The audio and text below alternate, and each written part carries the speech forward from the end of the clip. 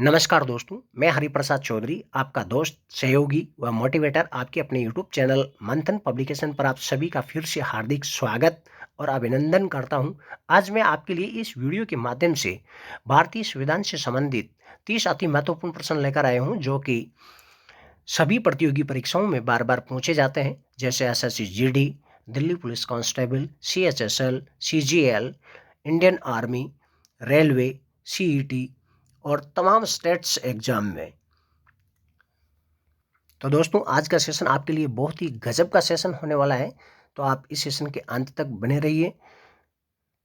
अब बढ़ते हैं अपने सेशन की ओर। इससे पहले आप सभी से मेरी एक छोटी सी रिक्वेस्ट है, अभी तक आपने हमारे चैनल को सब्सक्राइब नहीं किया है तो प्लीज़ चैनल को सब्सक्राइब करें और बेल आइकन को ज़रूर दबाएं, ताकि आने वाले वीडियो की नोटिफिकेशन आप तक पहुंच सके। तो दोस्तों, अब बढ़ते हैं अपने सेशन की ओर एक मोटिवेशन कोट के साथ। उम्र थका नहीं सकती, उम्र थका नहीं सकती, ठोकरें गिरा नहीं सकती, ठोकरें गिरा नहीं सकती। अगर जिद हो जीतने की, अगर जिद हो जीतने की, तो परिस्थितियां भी हरा नहीं सकती, तो परिस्थितियां भी हरा नहीं सकती। दोस्तों, इसी के साथ बढ़ते हैं अपने आज के पहले प्रश्न की ओर। तो दोस्तों, आज का अपना पहला प्रश्न है, संविधान के अनुच्छेद 1 में भारत को क्या कहा जाता है? परिसंघ, प्रबल, परिसंघ, महासंघ, राज्यों का संघ। तो दोस्तों, अपना आंसर होगा राज्यों का संघ। अपना आंसर क्या होगा दोस्तों? राज्यों का संघ।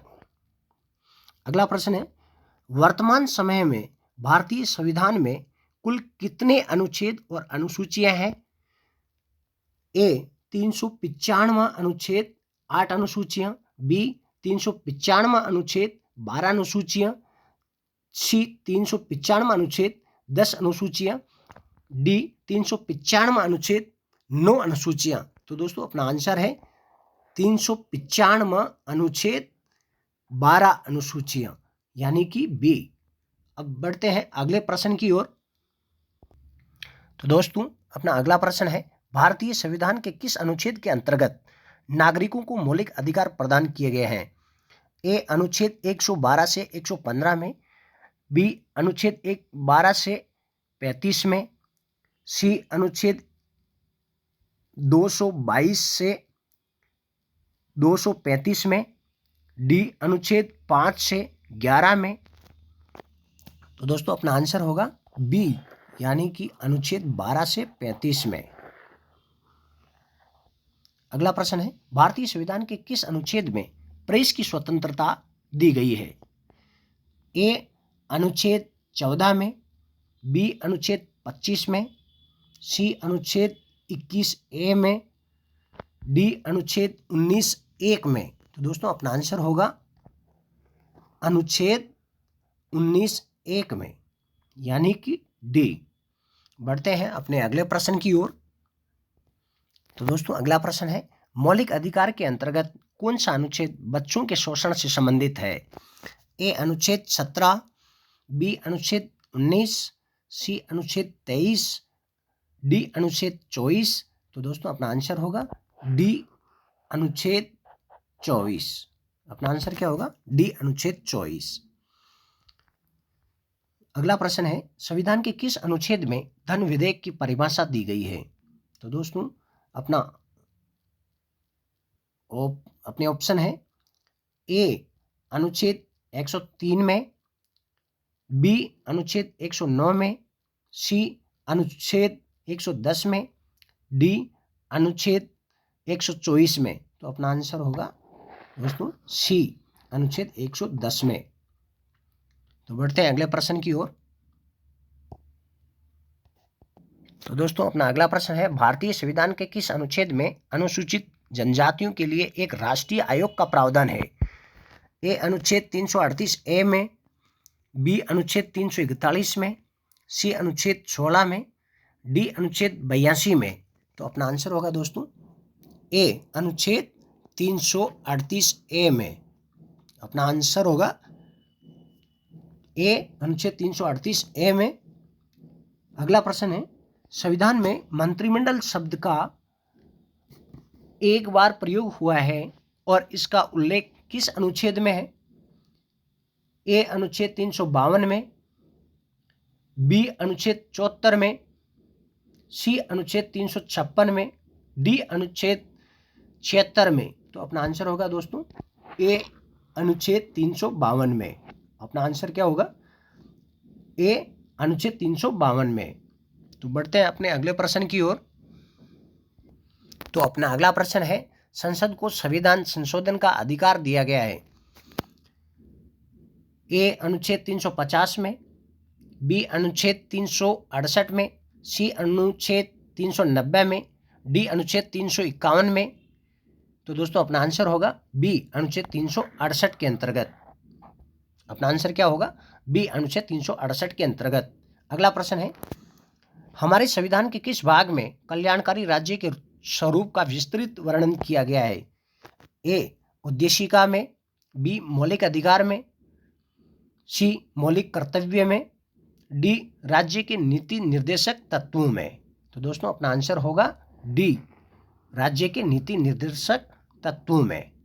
बढ़ते हैं अपने अगले प्रश्न की ओर।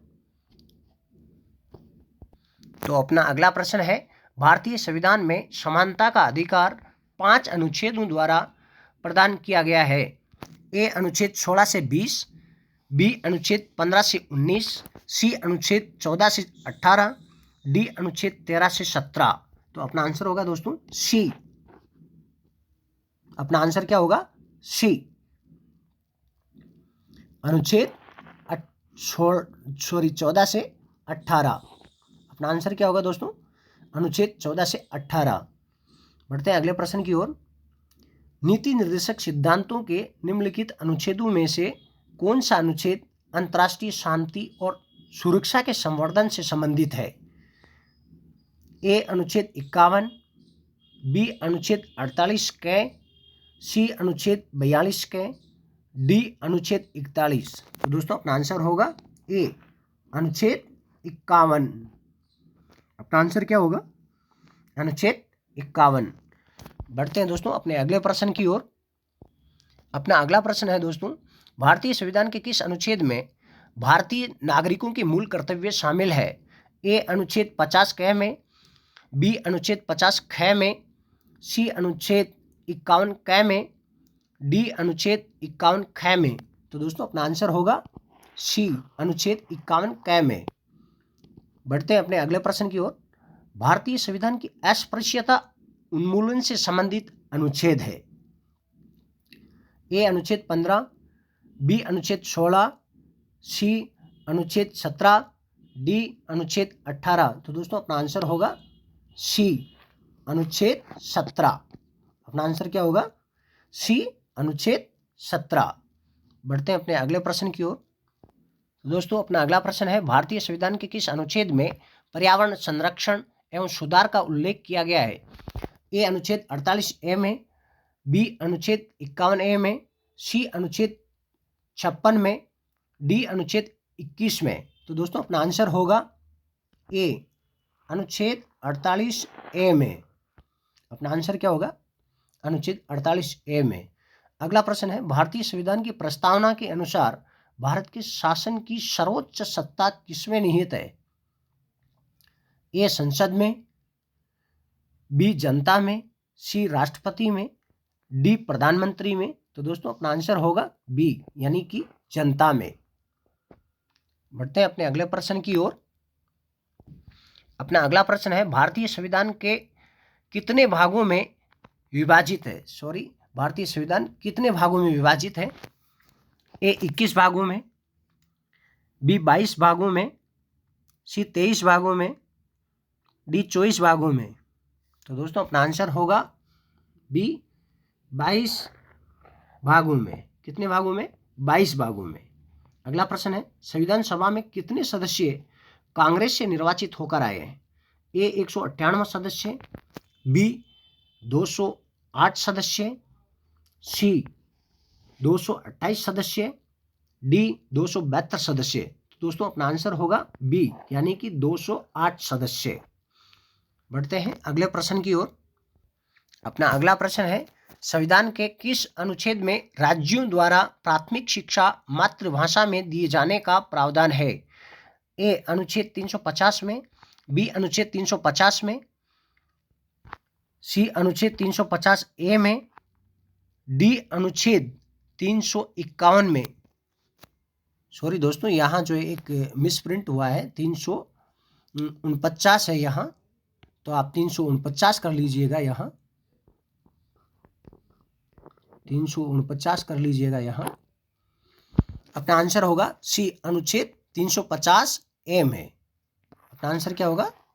अनुच्छेद 350 ए में। बढ़ते अगले प्रश्न की ओर। संविधान के किस भाग को संविधान की आत्मा कहा जाता है? तो दोस्तों, ए प्रस्तावना को, बी मौलिक अधिकार को, सी नीति निर्देशक तत्व को, डी न्यायपालिका से संबंधित उपबंध को। तो अपना आंसर होगा दोस्तों ए प्रस्तावना को। किसको कहा जाएगा? प्रस्तावना को। बढ़ते हैं अपने अगले प्रश्न की ओर। अपना अगला प्रश्न है, भारतीय संविधान के किस अनुच्छेद में संवैधानिक उपचारों का अधिकार दिया गया है? ए अनुच्छेद 30 में, बी अनुच्छेद 31 में, सी अनुच्छेद 32 में, डी अनुच्छेद 35 में। तो दोस्तों अपना आंसर होगा सी अनुच्छेद 32 के अंदर। बढ़ते हैं अगले प्रश्न की ओर। इनमें से एक व्यक्तिगत स्वतंत्रता से संबंधित है।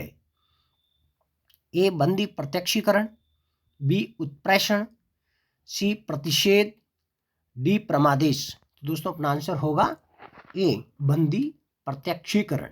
अपना आंसर क्या होगा? ए बंदी प्रत्यक्षीकरण। बढ़ते हैं अपने अगले प्रश्न की ओर। अपना अगला प्रश्न है दोस्तों, संपत्ति के मौलिक अधिकार को कब समाप्त किया गया? 44वें संविधान संशोधन 1978 द्वारा, बी 41वें संविधान संशोधन 1978 द्वारा, सी 24वें संविधान संशोधन 1971 द्वारा, डी इनमें से कोई नहीं। तो दोस्तों अपना आंसर होगा ए 44वें संविधान संशोधन अधिनियम 1978 द्वारा। अगला प्रश्न है, संपत्ति का अधिकार है एक मौलिक अधिकार है, बी एक नैसर्गिक अधिकार है, सी एक वैधानिक अधिकार है, डी एक कानूनी अधिकार है। तो दोस्तों अपना आंसर होगा डी एक कानूनी अधिकार है। अपना आंसर क्या होगा? डी एक कानूनी अधिकार है। बढ़ते हैं अपने अगले प्रश्न की ओर। तो दोस्तों अपना अगला प्रश्न है, डॉक्टर भीमराव अंबेडकर ने भारतीय संविधान के किस भाग को सर्वाधिक आलोकित भाग कहा है? ए भाग 1 को, बी भाग 2 को, सी भाग 3 को, डी भाग 4 को। तो दोस्तों सी भाग 3 को डॉक्टर अंबेडकर ने भारतीय संविधान की आत्मा कहा है। आत्मा भी कहा है और आलोकित भाग कहा है। अब बढ़ते हैं अगले प्रश्न की ओर। इनमें से कौन राज्य के नीति निर्देशक सिद्धांत में सम्मिलित नहीं है? ए मद्य निषेध, बी काम का अधिकार, सी समान कार्य है तो समान वेतन, डी सूचना का अधिकार।